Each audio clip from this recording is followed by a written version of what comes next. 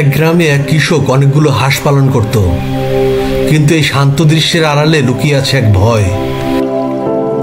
কৃষক প্রতিদিন হাঁস জবাই করে বাজারে মাংস বিক্রি করে।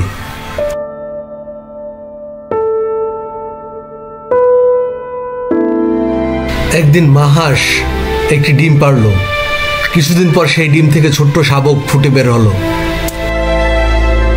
মা হাঁস ভয়ে ভয়ে দেখছিল কৃষক একটি হাঁস ধরে মাংস কেটে ঝুড়িতে ভরে নিচ্ছে। তার মন ভরে গেল ভয়ে। একদিন এই বাচ্চাটি কি একই পরিণতি হবে?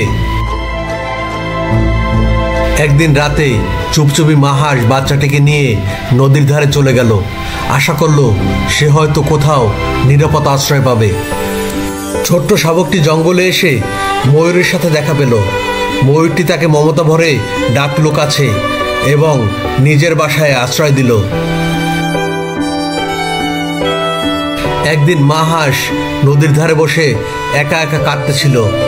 বুক ভরা কষ্ট, কিন্তু মনে একটু আশা, তার সন্তান হয়তো এখন নিরাপদে আছে।